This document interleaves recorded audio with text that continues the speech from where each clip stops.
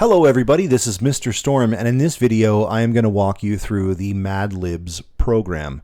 This assignment is where we're going to take our programming skills that we learned earlier in the week and we're going to expand on them to make something a little bit more fun, right? The last program was cool, we can put some text on the screen, but it didn't really do much, right? Maybe if we wanted to write a novel, we could have done that. It would have been kind of annoying to do it that way, but we could.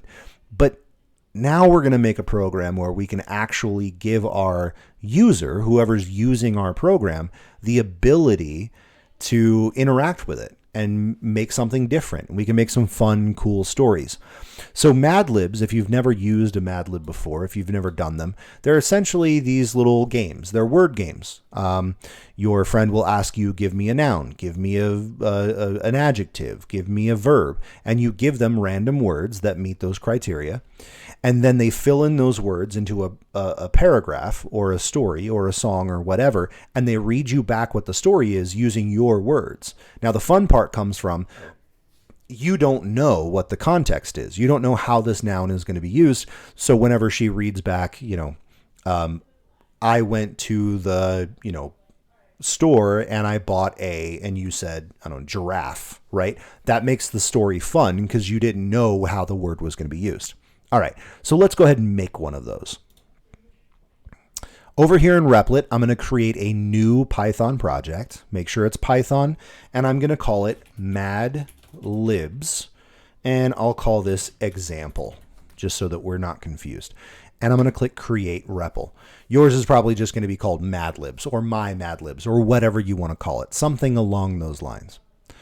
All right, now with our last example, we have nothing, just like our last example, we have nothing here in that section. I'm going to get rid of the files because we don't need to see them.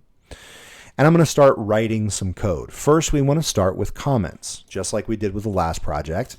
You want your name at the top so that we know who made this program.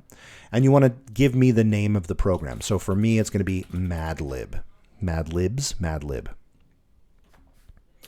All right, now down here, and by the way, I just hit enter twice so that I can kind of give myself some space, some separation between these comments and where I'm going to start writing some code. The nice thing about Python is that it doesn't care about any lines in between your code. It'll just ignore it. So you can do that just to make it a little easier for you to read or understand where the sections of your program are.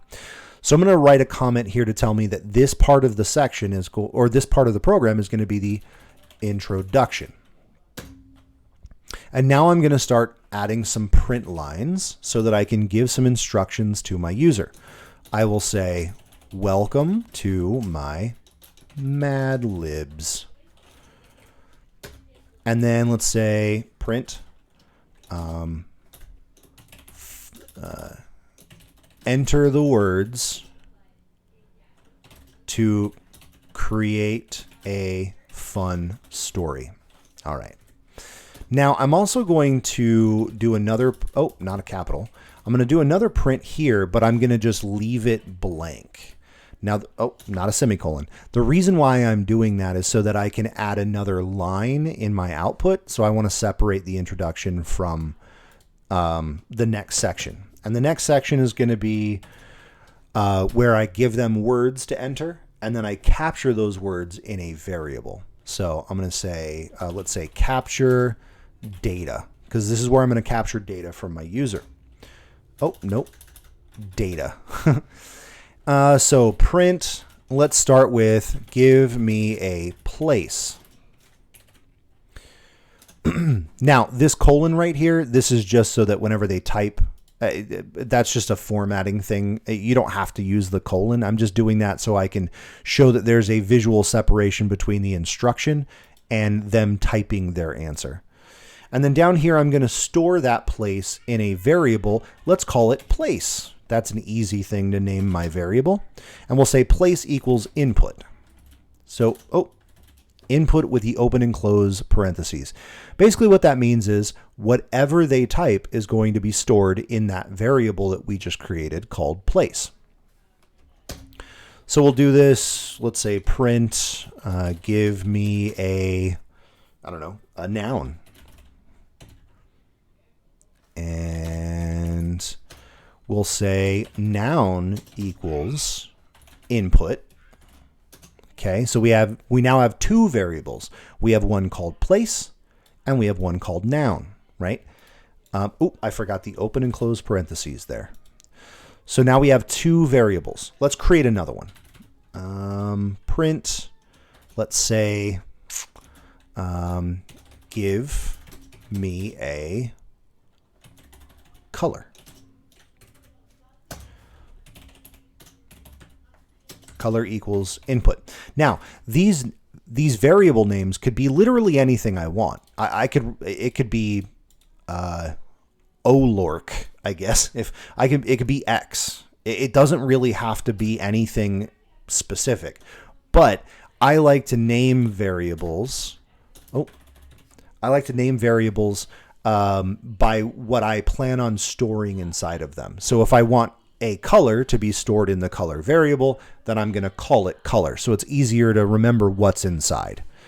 All right, perfect. So we've captured some data. You can have, 3, 5, 10. You can capture as many of these variables as you want. I'm going to just capture 3 for this example because after a certain point, it just becomes repetitive. Now I'm going to go ahead and output my new story. So in the output, I'm just going to use one print statement. That's all I need, right? And the print is going to be basically my story. So I am going to the, and right here, I want to put in whatever they've entered into the place variable, place, to buy a noun. And I'll do a period because that'll be the end of the sentence. I hope they have a, hold on, plus color 1. Okay, so this might be a bit complicated. So let's break this down. So this first part, I am going to the, notice that there's a space after the. So there's a space in between the and the end quote. That's because when I output my statement here, I want this place variable, whatever they've entered, I want that to be separated from this word, right? Now, when people type things, they don't necessarily put a space in front of the word. This variable is going to store exactly what they type. So if they type, let's say the U.S. Capitol, right? They're not going to type space the U.S. Capitol, right? They're going to just type U.S. Capitol. So I have to account for that by putting a space in here so that there is a space between the and the variable, right?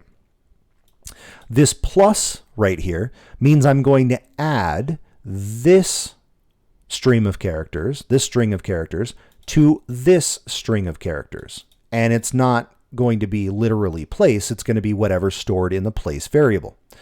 Then we're going to add all of that to this next string of characters. Notice I have a space there and a space there. And then we're going to add to that the noun, whatever's in the noun variable, and so on and so on. So that we get a sentence that looks it's formatted perfectly, but it's using the input that they gave us. So let's go ahead and run it and see how this program works. So it's going to build my program. It's going to run it for the first time. And it says, welcome to my Mad Libs. Enter the words to create a fun story. Now notice I have a space between those lines and this line. It's because I use that empty print variable or that empty output statement right here. Okay. It just makes it nice and formatted. So give me a place and I will say, my mom's house, and then hit enter. Give me a noun. Drumstick. Give me a color. Pink. Now when I hit enter, it's going to give me my story. I am going to my mom's house to buy a drumstick. I hope they have a pink one. So the right there is kind of throwing off the flow of my sentence. And so I actually probably don't need that. So I can get rid of that. But notice how everything is formatted to look like a sentence or a couple of sentences in this case. It works perfectly. So I'm going to just do a couple of fixes here. I'm going to add another empty line so we can get a little bit of separation here. And I'm going to get rid of the. All right, let's try this again. So I'm going to run it, and it's going to say, give me a place. And I'm going to say the U.S. Capitol. Okay. Give me a noun. Let's say, I don't know, a bowl of spaghetti. And that's definitely not how you spell spaghetti. Give me a color. Purple. Okay. I'm going to the U.S. Capitol to buy a bowl of spaghetti. I hope they have a purple one.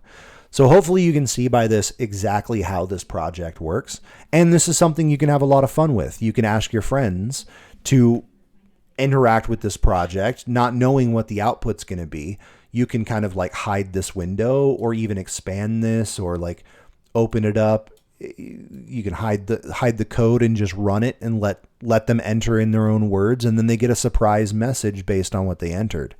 You can make it as long as you want. Mine is just 2 sentences, but you can make yours as much, as long as you want to make it. So have fun with this, right? Be creative. Come up with a cool story. You can use, like I said in the assignment, you can use a song. So replacing certain words in song lyrics to make it fun. You can do, the Pledge of Allegiance. You can tell a story about something. It can be literally anything you want. All right. So have a good time with this. And remember, to turn it in, you want to go to Invite. You want to click Generate a Join Link. And you want to copy this link here. And then go back to your assignment and click Start Assignment and paste it into the website URL. So that's how you turn in your work for this project. Okay, cool. Have fun with this. I'm excited to see what you guys come up with.